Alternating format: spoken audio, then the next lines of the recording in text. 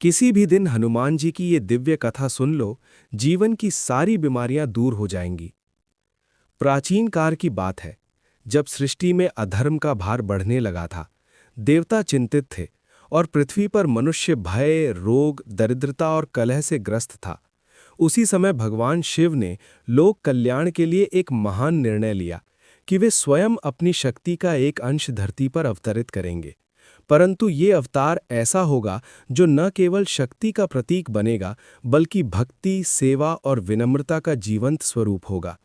और उसी संकल्प से पवन देव के आशीर्वाद से अंजनी माता की कोख से एक अद्भुत बालक का जन्म हुआ, जिसका मुख वानर का था, किंतु तेज सूर्य के समान, जिसके नेत्रों में करुणा थी और शरीर में असीम बल। यही बालक आगे चलकर हनुमान कहलाया, शिव का रुद्रावतार, जो स्वयं को कभी भगवान नहीं मानता, बल्कि स्वयं को प्रभु का दास कहकर धन्य समझता है। बाल्यकाल में हनुमान जी की लीला अपरंपार थी। एक बार उन्होंने उगते सूर्य को फल समझकर निगल लिया, तब समस्त लोकों में अंधकार छा गया। देवता भयभीत हो गए। इंद्र ने वज्र का प्रहार किया, जिससे हनुमान जी मूर्छित हो गए। तब पवन देव ने क्रोधित होकर वायु का संचार रोक दिया और सृष्टि संकट में आ गई। तब ब्रह्मा, विष्णु और शिव ने बाल हनुमान को वरदान दिए, कोई अस्त्र उन्हें परास्त न कर सकेगा, मृत्यु उनसे भयभीत रहेगी और वे जब चाहें अपना बल स्मरण कर सकेंगे। परंतु एक लीला ये भी थी कि उन्हें अपने ही बल का विस्मरण करा दिया गया, ताकि समय आने पर ही वो शक्ति प्रकट हो, क्योंकि ईश्वर की शक्ति तभी शोभा देती है जब वह सेवा में लगे।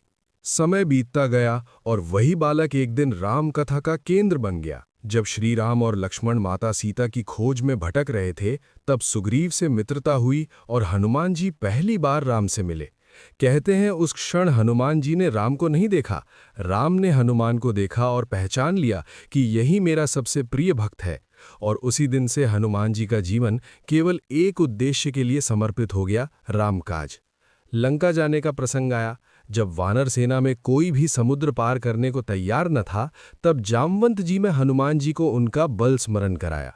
और वही क्षण था जब भूली हुई शक्ति जागृत हुई।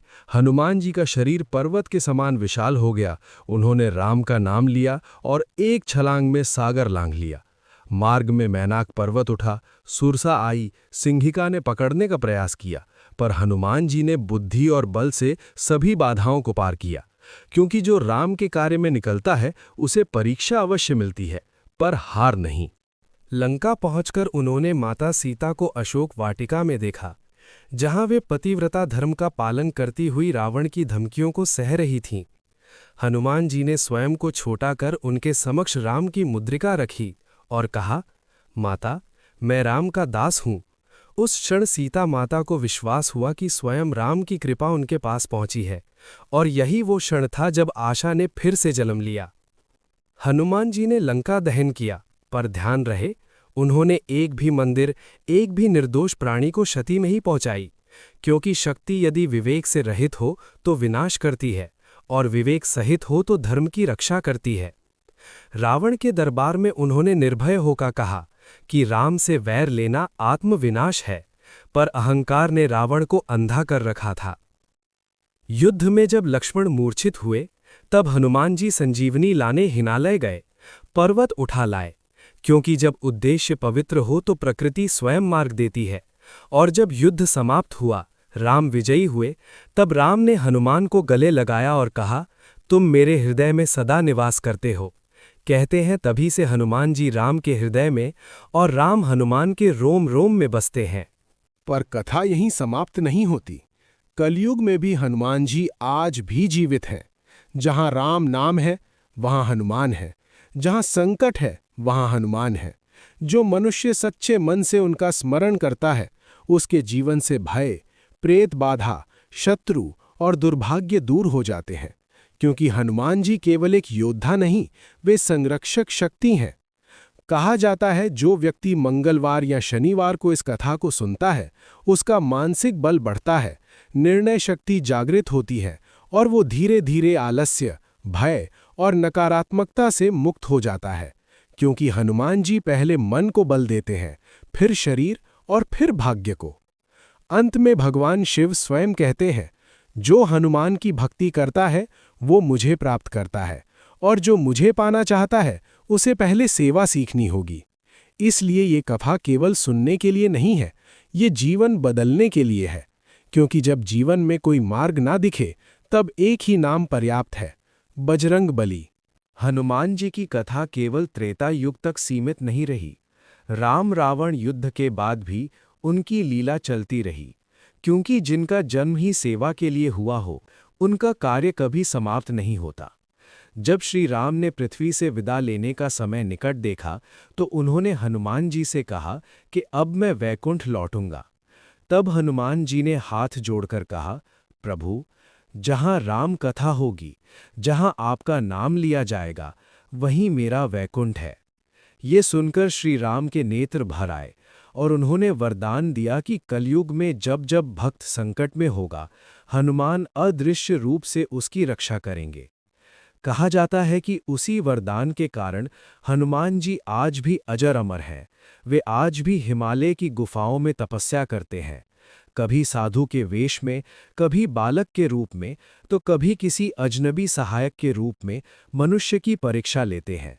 इतिहास में ऐसे अनगिनत प्रसंग मिलते हैं जहां असंभव परिस्थितियों में किसी अज्ञात शक्ति ने सहायता की। एक प्राचीन कथा के अनुसार कलयुग के प्रारंभ में जब अधर्म पुनः बढ़ने लगा, तब यमराज स्वयं चिंतित हो उठे कि मनुष्य अल्पायु, भय और पाप से घिर गया है।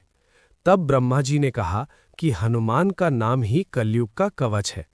इसी कारण तुलसीदास जी ने हनुमान चालीसा की रचना की और कहा जाता है कि जिस दिन ये चालीसा पूर्ण हुई, उस दिन काशी में स्वयं हनुमान जी प्रकट हुए और तुलसीदास जी को दर्शन दिए।